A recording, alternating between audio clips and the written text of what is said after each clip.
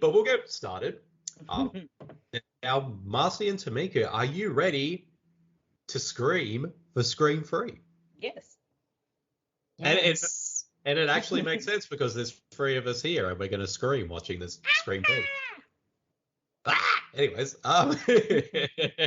let's do this. Count us down in 5, 4, 3, 2, 1.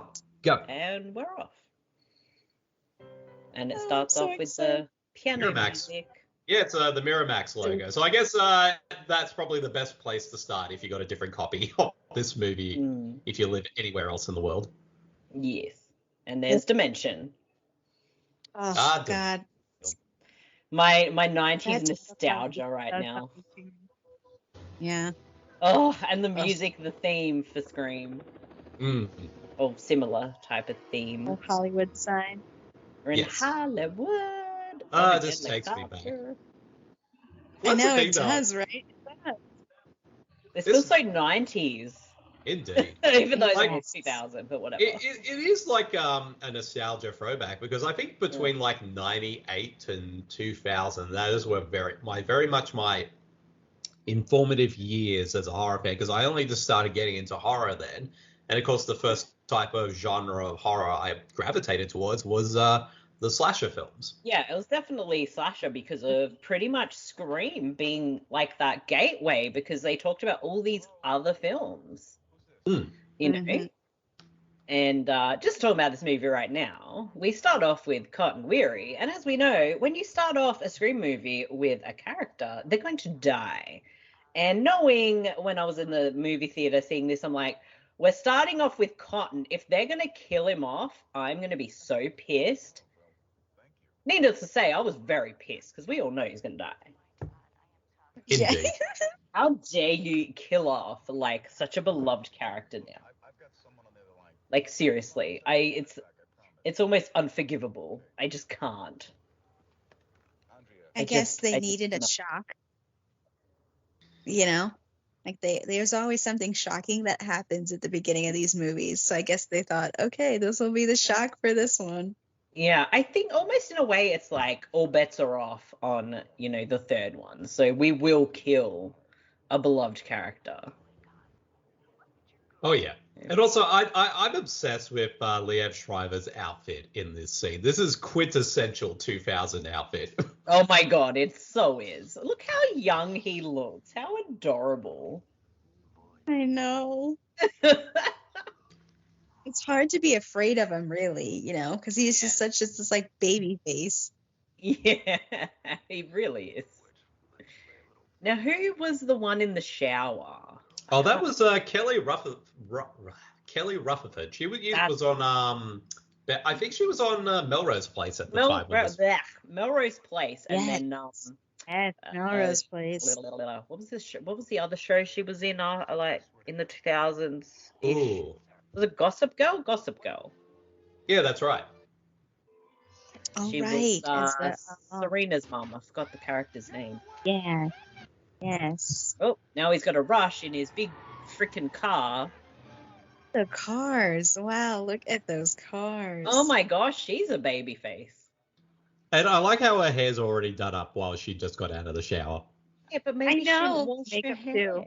Oh, well, her makeup, yeah. But the hair, like, I can get the hair because if you're not, like, washing your hair, I try not to get it wet in the shower. I do like true, how right.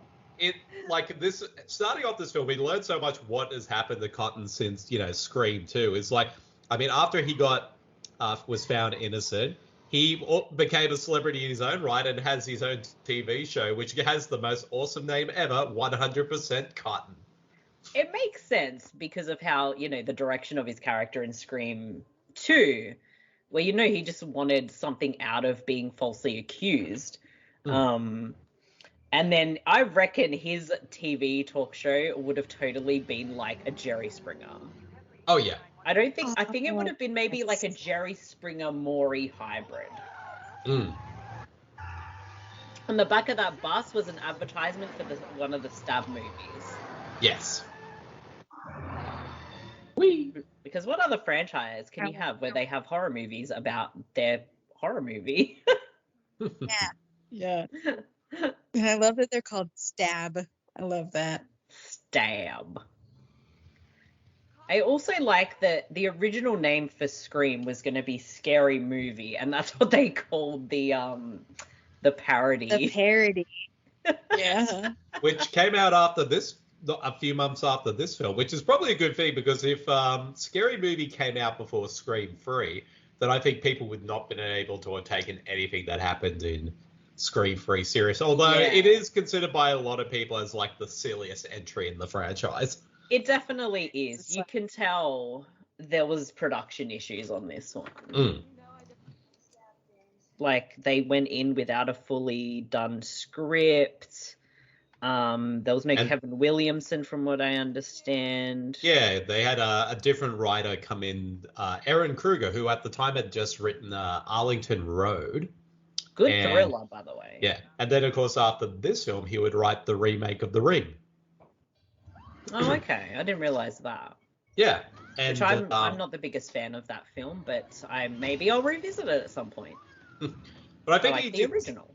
Yeah, but I think at the time, like, I guess in terms of like how all the pop culture references and horror film references and all that are sort of handled here, I think he did state in an interview like a while back, and I could be just completely paraphrasing, by the way, that I don't think he said he was a fan of slasher films. So I think like this is kind of more of like an obligation kind of writing gig rather than something that he was fully committed. Yeah. It almost feels like it's trying too hard to be like the other ones, but not at the same time. And this is what I think was really interesting with what they did with this film, with the killer using a voice changer to not just make that, scary voice. He's, pretending to be Cotton. And he was pretending to be someone else on the phone. Yeah. So there's a whole nother level of trickery. Which, I think is interesting because obviously as the years go on, technology changes. Hence, Scream 4 kind of updates that as well. Oh, yeah. Right. Well, we saw on the TV. I just got to watch myself on TV. Now, honey, you better not be murdered in there. Bede, can we get you to dress up like Cotton Weary? Yes, I need that outfit. I wonder if that any of the suit is 100% cotton. It better be. Although I gotta say, I don't. You both have to agree. He is dressed up like one of the Backstreet Boys from the "I Want It That Way" music video. Oh my gosh! I wanted to say NSYNC. I was gonna say NSYNC, not the Backstreet Boys, but yes, he looks like so he's dressed as like a 2000s boy band. Yes. I like that he's got the fire stick thing. Poker. Yeah. Oh shit. You know what? Maybe the twist of Scream 5 is that Cotton Weary never actually died, and he's now the killer. Justice for Cotton Weary. Exactly. Yes. That's our hashtag. Hashtag Justice for Cotton. We need Cotton Weary back, damn it.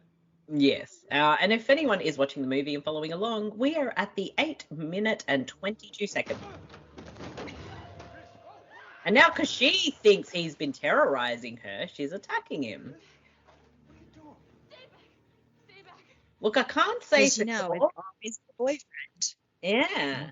I can't say for sure, but I'm pretty sure there was some pornos in that collection down there. Although I think I saw Amadeus in the background.